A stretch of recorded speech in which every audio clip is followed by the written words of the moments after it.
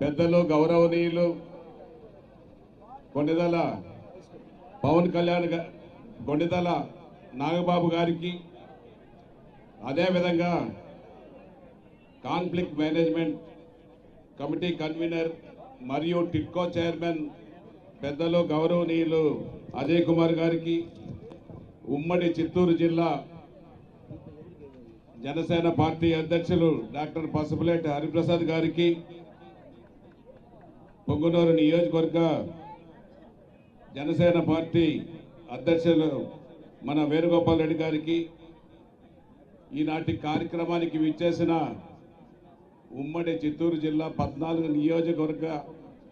ఇన్ఛార్జీలకు వేదిక అలంకరించిన పెద్దలకు అదేవిధంగా కడప నుంచి విచ్చేసిన జనసేన పార్టీ నాయకులకు ముఖ్యంగా పొంగునూరు నియోజకవర్గం నుంచి విచ్చేసిన జనసేన పార్టీ జన సైనికులకు వీర మహిళలకు పత్రికా విలేకరులకు మీడియా మిత్రులకు అందరికీ కూడా పేరు పేరున హృదయపూర్వక నమస్కారాలు తెలియజేసుకుంటూ ముఖ్యంగా మన జనసేన పార్టీ ఆవిర్భవించి 11 సంవత్సరాలు పూర్తి చేసుకున్న సందర్భముగా ఈరోజు ఎన్డీఏ కూటమిలో భాగంగా మన జనసేన పార్టీ మొన్న 2024 ఎన్నికల్లో ఒక అనుభవశాలి సుదీర్ఘ రాజకీయ అనుభవం కలిగిన తెలుగుదేశం పార్టీ నాయకులు గౌరవనీయులు మన ఆంధ్ర రాష్ట్ర ముఖ్యమంత్రి వర్యులు నారా చంద్రబాబు నాయుడు గారిని దేశ ప్రధాన రాజకీయ కురువృద్ధుడు 3 సార్లు బీజేపీ ప్రధానమంత్రిగా పనిచేస్తున్న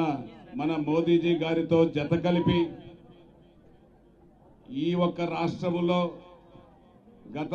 2019 నుంచి 24 వరకు 5 సంవత్సరాల కాలంలో వైసీపీ రాక్షస పాలనను అంతం చేయాలని మన జనసేన పార్టీ నాయకులు ఈ జనసేన పార్టీ చేస్తున్న దురాగతాలంతా వెలికి తీసుకొని 24 ఎన్నికల్లో బంగాళాఖాతంలో తొక్కాలని శపథం ఆనాటి నుంచి చేయడం జరిగింది. అది మన పవన్ కళ్యాణ్ గారి కళ నెరవేరిందనేసి కూడా అది మీ అందరి వల్లనే ఈ పవన్ కళ్యాణ్ గారి కళ నెరవేరిందనేసి కూడా జన సైనికులకు వీర మహిళలకు ఎన్డీఏ కూటమి నాయకులు అందరికీ కూడా వారందరూ కూడా మనస్ఫూర్తిగా అభినందిస్తున్నా. ఎందుకంటే ఎన్నో ఒడిదుడుకులు వచ్చినా కూడా వెనక్కి తిరిగి చూడకుండా ముందుకు వెళ్ళడమే ధ్యేయంగా ఆఖరికి 2019 ఎన్నికల్లో ఓటమి చెందినా కూడా ఏ ఒక్కటి వెనక్కి తిరిగి చూడకుండా ముందుకు వెళ్ళిన ఏకైక నాయకుడు మన జనసేన పార్టీ అధ్యక్షుడు పవన్ కళ్యాణ్ గారని కూడా ఈ సందర్భంగా మనం గుర్తుపెట్టుకోవాల్సిన అవసరం ఉంది. జనసేన పార్టీ పవన్ కళ్యాణ్ గారి అడుగుజాడల్లో మనం అందరం కూడా నడవాల్సిన బాధ్యత మన పైన ఎక్కువగా ఉంది. ప్రజాసేవ కోసం రాజకీయాల్లో మార్పు తీసుకురావడం కోసం సర్వస్వం వదిలి ఆఖరికి సినిమాలు కూడా తగ్గించుకొని సొంత వ్యాపారాలను వదిలి ప్రజల మేలు కోరే విధంగా ఆంధ్ర రాష్ట్రం బాగుపడాలనే దిశగా మన జనసేన పార్టీ అధ్యక్షులు అడుగులు వేయడం జరిగింది. ఆయన ఆలోచన విధానంతో ఆంధ్ర రాష్ట్రాన్ని దేశంలోనే ఏ రాష్ట్రంలో జరగనంత విధంగా మన ఆంధ్ర రాష్ట్రంలో